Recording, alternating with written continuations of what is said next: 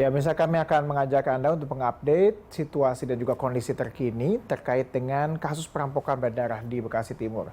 Sudah bergabung bersama kami ada Kapolsek Bekasi Timur, ada Kompol Sukadi. Selamat malam Pak Adi. Pak Adi mungkin bisa jelaskan, kita kan mendapatkan informasi bahwa ini terjadi pada pukul 3 dini hari Pak. Mungkin bisa jelaskan kronologi detailnya seperti apa Pak, sampai akhirnya kemudian terjadi perampokan dan juga pegawai minimarketnya ini sampai terluka parah Pak. Selamat malam Mas Desar. Ya, kami selaku Kapolsek Bekasi Timur ingin menginformasikan memang betul adanya bahwa di Jalan Dewi Sartika RT 04 RW 08 Kelurahan Margahayu Bekasi Timur tadi pagi sekitar jam 3 lewat 30-an, sekitar 3 lewat 30-an telah terjadi pencurian dengan kekerasan. Dengan ada satu korban memang mengalami luka cukup parah, terutama di bagian tangan, baik kiri maupun tangan, hanya yang tangan sebelah kiri itu hampir putus. Untuk yang saksi yang kedua sebagai penjaga toko, itu atas nama Cesar Nasyatullah itu sementara tidak dilukai oleh si pelaku ini.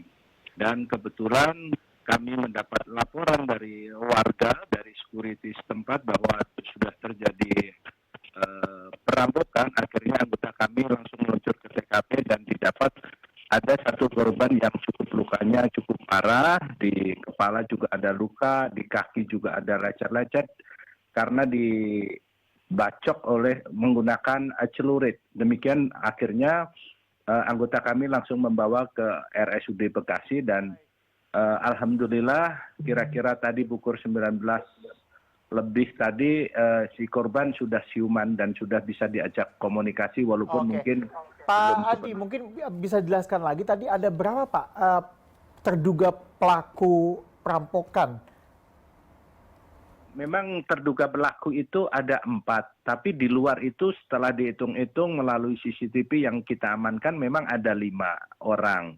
Nah, yang 1 orang ini apakah juga ikut sebagai pelaku ataukah memang pas kebetulan pada saat terjadi perampokan itu orang itu ada di situ. Ini masih kita telusuri, masih kita dalemin dan anggota kami masih di lapangan untuk mengejar pelaku itu. Oke. Demikian. Pak, pada saat kejadian ini yang kita tahu ini pukul 3 dini hari ya Pak. Apakah pada saat itu minimarketnya masih buka atau memang sebenarnya sudah dalam kondisi tutup Pak? Jadi untuk minimarket Alfamart ini memang buka 1 kali 24 jam Mas. Kami sudah melakukan himbauan dan kebetulan kemarin beberapa bulan yang lalu juga ada Alfamart di wilayah Rawalumbu juga 24 jam akhirnya juga pernah terjadi pencurian dengan kekerasan dan alhamdulillah pelakunya bisa kita ungkap. Demikian. Oke, Pak mungkin bisa jelaskan juga Pak, ini pada saat kejadian tuh di lokasi ini pegawainya sendiri ada berapa orang Pak di sana Pak?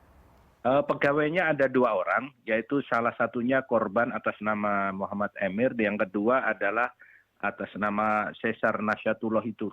Demikian. Pak, kemudian kan yang kita tahu sendiri bahwa ini kan dengan kekerasan ya Pak ya. Apakah yang Anda lihat kasus ini pernah terjadi juga Pak di sekitar lokasi demikian atau apa yang kemudian dugaan sementara dari pihak kepolisian? Apakah ini merupakan pelaku yang biasa beroperasi dengan cara yang sama sebelumnya Pak?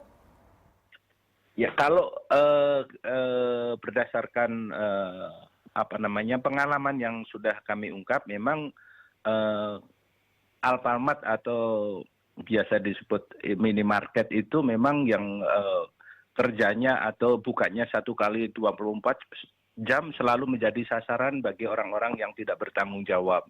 Dan pelakunya kami sudah mengidentifikasi walaupun mungkin masih saya rahasiakan dulu, mudah-mudahan dalam waktu tidak lama mungkin pelakunya bisa kita amankan. Dan biasanya yang kemarin yang tadi saya sampaikan bahwa pernah terjadi juga di Alfamart Rawalumbu, itu pelakunya kami amankan dan pelakunya ternyata adalah otaknya dari karyawan itu sendiri. Demikian. Oke. Kalau misalnya strategi yang dilakukan pihak polisian untuk mencari terduga pelaku bagaimana Pak saat ini Pak? Gimana?